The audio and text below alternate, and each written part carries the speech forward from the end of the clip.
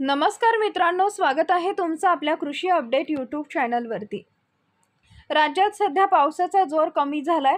जुलै महिन्याच्या सुरुवातीला पावसाचा जोर कायम होता, परंतु ऑगस्ट महिन्याच्या सुरुवातीचे दिवस वगळता राज्यात पावसाचा जोर कमी झालाय। त्यामुळे राज्यातील हवामान पुढील काही दिवस कोरडे राहणार असल्याचा अंदाज आहे।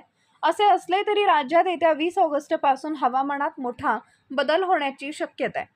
या बदलानुसार 20 ऑगस्ट पासून पुढचे 12 ते 13 दिवस राज्यातील विविध भागात मुसळधार पावसाची शक्यता आहे, असा अंदाज हवामान अंदाज पंजाबराव डक यांनी व्यक्त केलाय।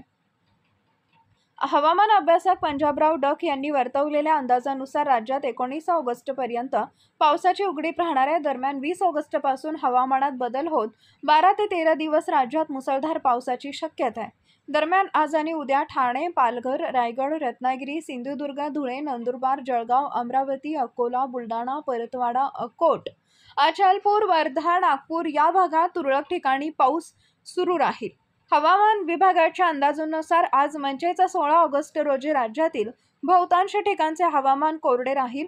असे असले तरी राज्यातील काही ठिकाणी हलक्या स्वरूपाचा पाऊस होण्याची शक्यता आहे। तर सांगली, सोलापूर, धाराशिव, लातूर, हिंगोली आणि नांदेड या जिल्ह्यांमध्ये 17 आणि 18 ऑगस्ट 2024 रोजी मध्यम ते मुसळधार पाऊस होऊ शकतो। त्यामुळे या जिल्ह्यांना भारतीय हवामान विभागातर्फे पावसाचा येलो अलर्ट देण्यात आलाय। यापुढील हवामान अंदाज पाहण्यासाठी आपल्या कृषी अपडेट यूट्यूब चॅनलला सबस्क्राईब करा। धन्यवाद।